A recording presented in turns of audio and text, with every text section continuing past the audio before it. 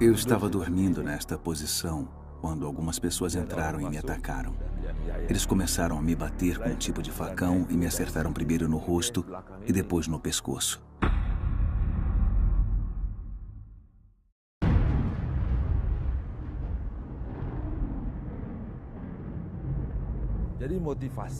Eles pretendiam se livrar de mim. Queriam me matar de qualquer jeito.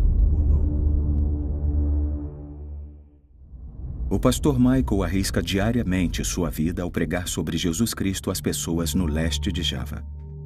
Propagar o cristianismo é proibido nesse país de maioria muçulmana. Oficialmente, no país independente asiático existe a liberdade religiosa, mas apesar disso, os cristãos ainda são, em diversos lugares, discriminados e perseguidos. A situação é difícil, especialmente para os muçulmanos que se tornam cristãos. Eles são frequentemente expulsos e deserdados de suas famílias. Além disso, nos últimos anos, o fundamentalismo islâmico se tornou ainda mais forte. Na província de Aceh, por exemplo, desde 2001, a Sharia é aplicada como lei. A situação também agravou-se contra os cristãos em outras regiões. Em 2012, pelo menos 50 igrejas foram fechadas pelas autoridades. Algumas foram destruídas. E não é só isso. Os cristãos também são, cada vez mais, vítimas de ataques. Em 2013, mais de 200 pessoas foram mortas. Por pouco, o pastor Michael também não foi morto, o que teria sido muito fácil. Quando jovem, ele era animista e não sofria perseguição. Mas quando decidiu se tornar cristão, ele colocou sua vida em risco. Esta é sua história. Eu cresci como animista.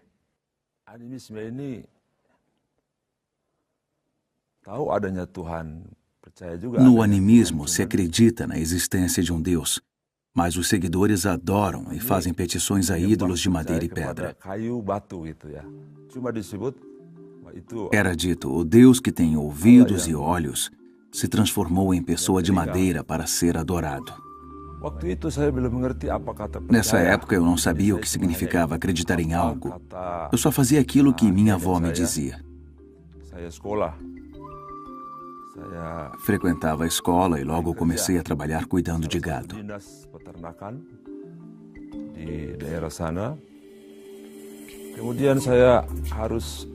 Mas ao mesmo tempo eu tinha que finalizar meus estudos. Por isso eu fui para o leste de Java.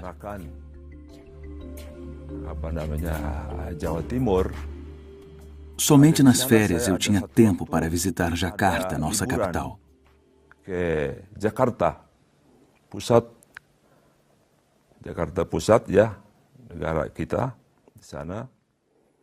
Lá eu fui convidado para ir a uma igreja e ouvir um pastor pregar.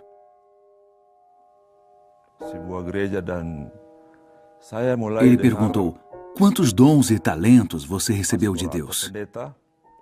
O que você tem feito com eles? Berapa talenta yang Anda pernah berikan untuk Tuhan? Enquanto ele pregava com autoridade, inspirado pelo Espírito Santo, Deus falava comigo. Eu abri meu coração para conhecer Jesus. Saya pun membuka hati untuk mengenal siapa sebenarnya Yesus itu ya. E então eu tomei a decisão de me tornar um cristão. Itulah saya buat keputusan untuk menjadi seorang Kristen. Eu acredito que cristão é aquele que decide aceitar e seguir Jesus Cristo. Membuat keputusan untuk menerima Tuhan Jesus Kristus. Ao tomar essa decisão na mesma hora, eu senti o pastor tocar no meu ombro. Ele disse: você precisa servir o Senhor. Eu perguntei: o que significa isso, servir o Senhor? Ele disse que eu deveria frequentar um seminário bíblico. Depois de ter conhecimento da salvação por meio de Jesus Cristo, eu decidi ir para o seminário bíblico. Kepastian keselamatan di dalam Tuhan Yesus Kristus,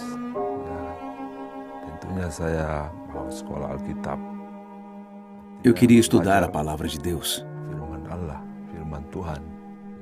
fazer o nome de Deus conhecido por todas as pessoas na Indonésia.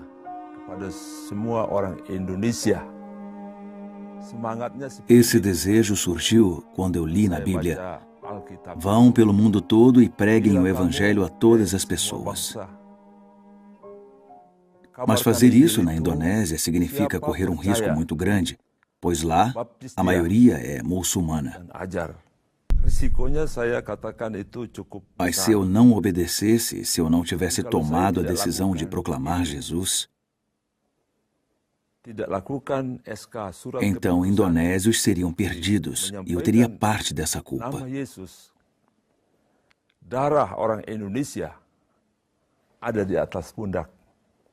Pois a salvação é encontrada somente no nome de Jesus.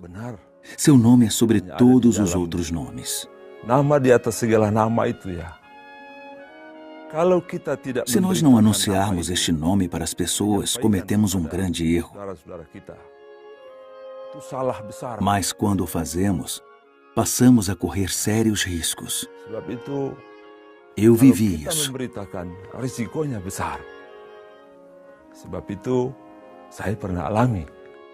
Mas Jesus diz: bem-aventurados os perseguidos por causa da justiça, pois deles é o reino dos céus.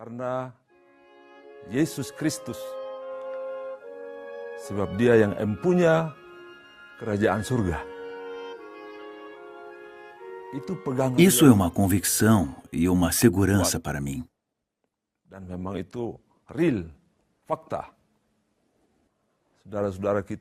Os irmãos da fé, que antes eram muçulmanos e que se converteram ao ouvir meu testemunho, agora são agredidos.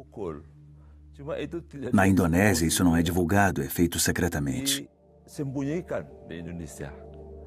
Quando eu visito um muçulmano, ou ele vem me visitar, é perigoso para ambos. Quando as pessoas me visitam, eu tenho cuidado de dizer: respeite a minha fé como eu respeito a sua. Porém, a fé deles não salva, só Jesus. Mas eu não quero expor os muçulmanos. Eles vêm até mim e eu vou até eles.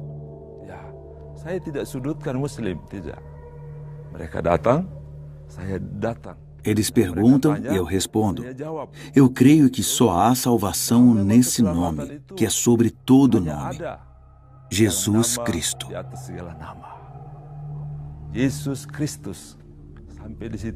Quando um deles decide aceitar Jesus, é consciente que pode até ser expulso de sua família.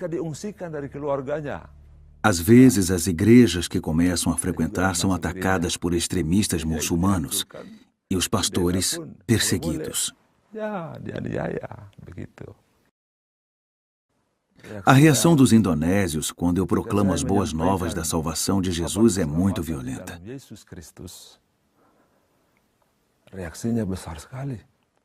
Eles dizem coisas como: se eu pudesse, eu mataria esse homem para que ele parasse de proclamar essas boas novas. Para eles tudo é válido e permitido para pressionar aqueles que apresentam Jesus a seus companheiros.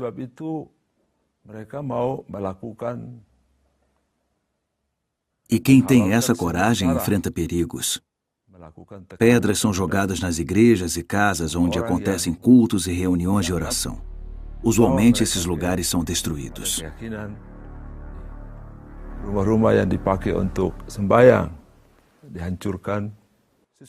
Quando os muçulmanos radicais decidiram me atacar, eu passei a ser vigiado por eles. Quando eu ia para algum lugar, quando eu entrava em um carro, tudo era registrado.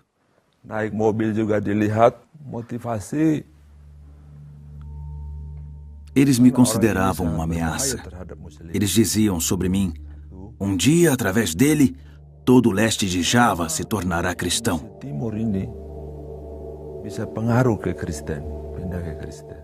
Quando eles me atacaram, eu estava em uma casa pastoral.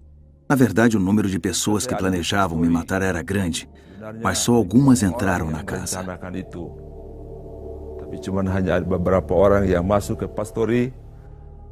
A agressão ocorreu por volta das 5:30 da manhã. Minha família estava na igreja, minha esposa e as crianças. Keluarga lagi ada di dalam gereja, suami, istri, anak-anak di gereja. Ao perceber a invasão, eu me virei e fui atingido no rosto. O facão acertou meu nariz. No lábio eu ainda tenho uma cicatriz, aqui e aqui. Apesar de estar sendo atacado, eu continuei totalmente consciente. Notei que por dentro eu estava calmo. Não estava preocupado com nada e também não reclamava.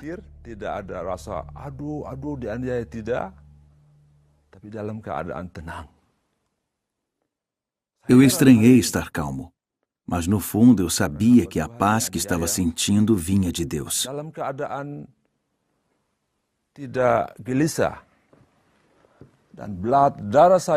Eu perdi 4,5 litros de sangue. Ao todo, eram 7 feridas. Da casa pastoral eu fui levado por uma ambulância para um hospital bem pequeno e depois transferido para um hospital maior.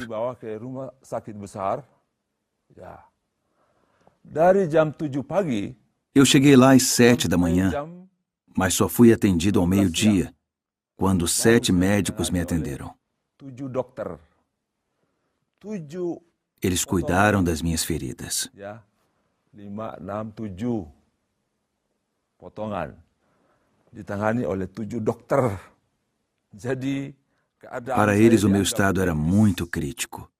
Minha pele é escura, mas naquele momento, por causa da grande perda de sangue, ela estava muito clara. Um dos médicos me disse que quando a pele fica daquele jeito, a situação é grave.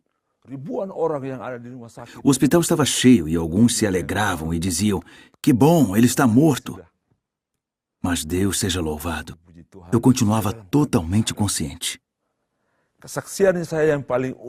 A coisa mais sobrenatural no meu testemunho é que, por incrível que pareça, eu não sentia nenhuma dor, o que não me deixava ficar triste.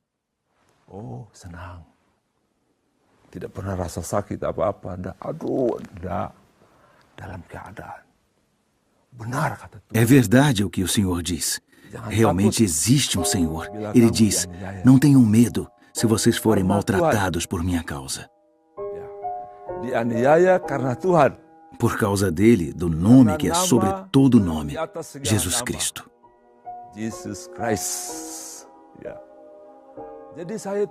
Eu não tinha nenhuma dor e senti saudável rapidamente. E fiquei apenas 8 dias no hospital. Eu sobrevivi graças ao amor e ao poder de Deus. Isso não quer dizer que eu não vá morrer um dia. É claro que eu também vou morrer, mas o meu momento ainda não havia chegado. Há um tempo determinado para tudo, inclusive para a morte. Para os cristãos, quando isso acontece, significa que vamos encontrar com nosso Senhor Jesus Cristo.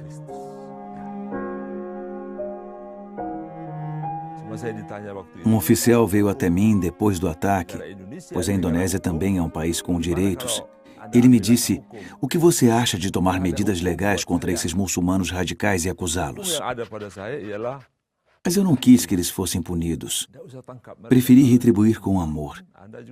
Eu não queria castigar essas pessoas. Eu não sabia exatamente quem estava por trás do ataque, mas eu sabia que deveria perdoá-los. Se essas pessoas viessem até mim, eu lhes falaria de perdão. Eles não sabiam o que estavam fazendo quando me atacaram e tentaram me matar. Eles não conheciam a verdade.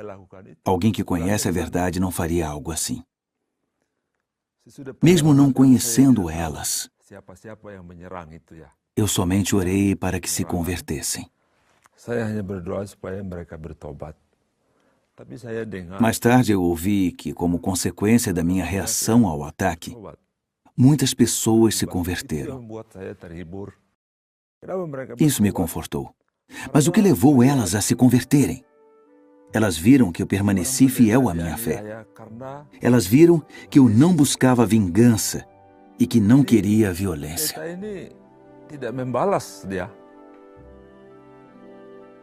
Apesar de eu ter ficado tão ferido, eu não fui atrás de apoio jurídico. Eu abri mão disso. A lei em mim é amar essas pessoas. A maioria das vezes elas não entendem e se perguntam: o que é esse amor que os cristãos têm? Só pode ser o amor de Jesus. Se eu tivesse escolhido o caminho da lei através de uma denúncia, eu não teria ganhado todas essas pessoas para Cristo. Elas não teriam acreditado no Senhor Jesus.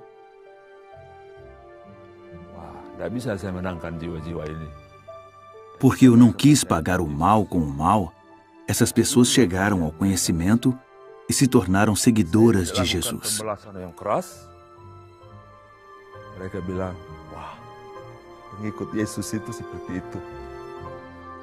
Hoje eu tenho contato com uma das pessoas que me atacou. Nós conversamos e somos muito próximos. Eu amo os muçulmanos, pois eles são parte da criação. Deus criou todas as pessoas.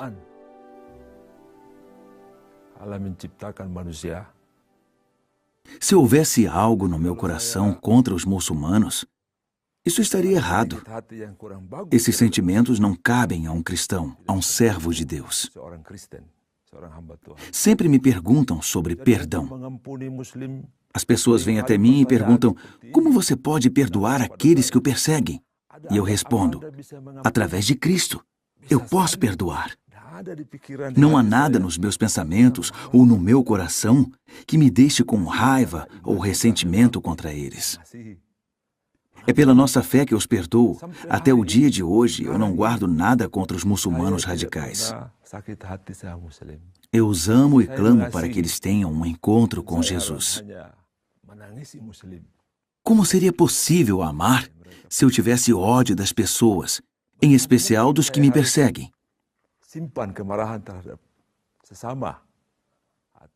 Se eu permitisse ter pensamentos negativos sobre os muçulmanos, como eu poderia ser um servo do Senhor?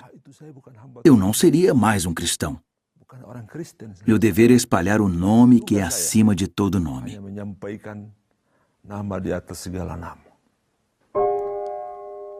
Se eu parasse de pregar o Evangelho por causa da perseguição, não, eu simplesmente não posso fazer isso. Pois não é um peso. Não. É o meu chamado.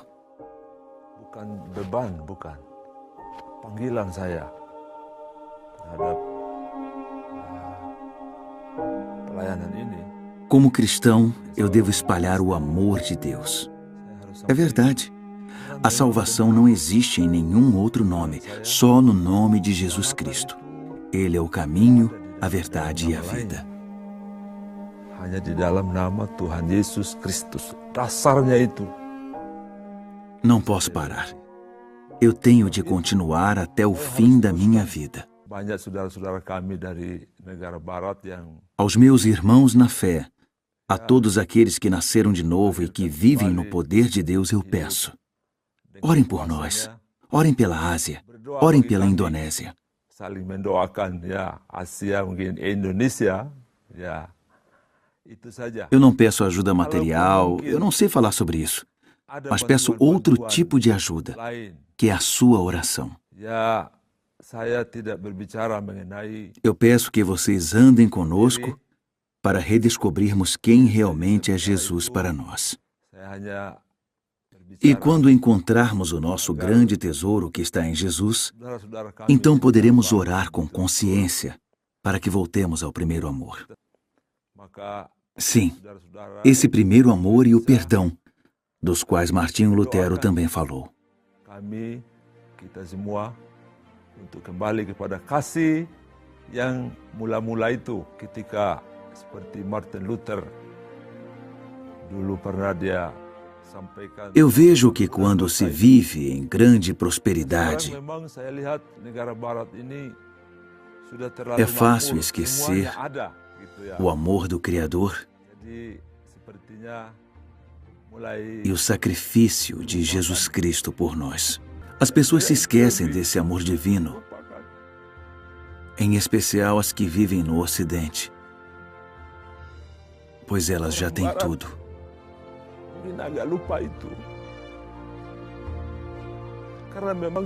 Amados irmãos, por favor, voltem ao primeiro amor. Orang Barat kembali pada kasihnya yang mula-mula.